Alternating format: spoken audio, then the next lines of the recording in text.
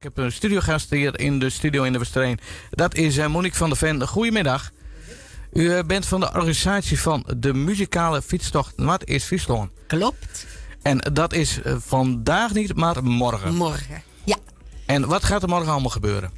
Het is een georganiseerde fietstocht. Mensen fietsen door de terpdorpen Heegbeintem, Reitsum en Wanswert. En in de kerken van die dorpen gaan de mensen naar een mooi lichtklassiek concert. En die concerten die worden gegeven door professionele Friese muzici. En waar begint de tocht? In Heegbeintem. Om 1 uur is de aftrap. Die wordt gegeven door Blazenblinders. Dat is niet een professioneel orkest, maar het is een jeugdorkest. Want we hebben bedacht dat we het leuk vinden om de tocht om ook jongeren te betrekken. Dus we laten ook regionale jonge talenten meedoen. Ja, en Blazenblinders is echt alleen maar blaasinstrumenten? Ja. En de jeugd heeft de toekomst. Het is een leuk idee om die mee te trekken. Staat onder leiding van Piet van der Heijden, voor ik het vergeten te zeggen. Piet van der Heijden. Het is een orkest van de muziekschool van Dokkum, Opus 3. Opus 3. Leuk om te horen. Hebben jullie wel vaker zo'n muzikale fietstocht als, ik moet even zeggen, Noorderwind muziekproducties? Ja, Noorderwind muziekproducties doet het nu voor de 3e keer. Het is iedere keer op een iets andere plek in het noorden van het land. En nu dus in die terpdorpen. Die terpdorpen, waarom specifiek die terpdorpen? Ook een beetje omdat ik het nou organiseer en ik woon in Reitsum. En ik vond het leuk eindelijk een keer in mijn eigen dorp te spelen.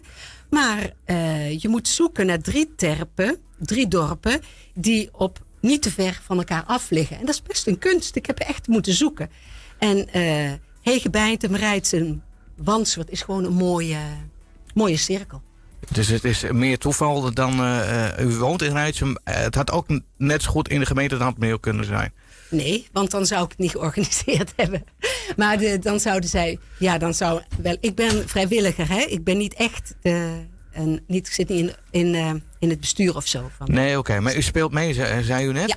Wat voor instrumenten speelt u? Ik ben pianist. Pianist. En u zegt specifiek klassieke muziek. Wat voor bands doen mee? Wat voor orkesten? Ja. In Wanswert speelt het Noord-Nederlands saxofoonkwartet. En ze spelen samen met... 1 stuk spelen ze samen met Margreet... Nou ben ik de achternaam kwijt. Margreet van der Wagen. En in Reitsum zingt de sopraan Varda van der Woude. En ze heeft mij dus als pianist. En we spelen samen met Jannie Reinga. Zij is clarinetist. En 1 stuk begeleidt Elise van Meekeren. Dat is een leerling van mij, pianist. En in het tweede concert zingt Binette Valkena. Zij zingt No Angel van Birdie. Dus dat is niet zo klassiek. Nee. We proberen ook... Nou, dat heb ik nog niet verteld. Maar in Heegbeintem speelt de Slagwerkfabriek. En ze spelen ook klassieke stukken op marimba. Maar ze hebben ook Japanse en Afrikaanse trommels bij zich. En iedereen heeft natuurlijk geprobeerd om een programma te maken dat toegankelijk is. En ook geschikt voor mensen die misschien niet gewend zijn aan klassieke muziek. Dus vandaar ook even een iets moderne nummer van Birdie. Ja. Leuk. En wat voor nummer gaat u spelen als pianist met uw collega? Vardo en ik doen een cyclus. Dat zijn 6 liederen van Debussy. Ariette Oubliée. En het stuk met Jannie Reinga, zij is clarinetist, is Der Hirt auf dem Felsen van Schubert. En dat gaat over een herder. Hij staat hoog op een rots. En het is winter en hij zingt naar beneden en hij zingt met de echo. En die echo die hoor je ook in de muziek. Dat is hele toegankelijke, leuke muziek. Hij verlangt natuurlijk naar zijn liefje en hij heeft verdriet. Maar dan bedenkt hij, oh ja, straks is het lente en dan ga ik naar toe.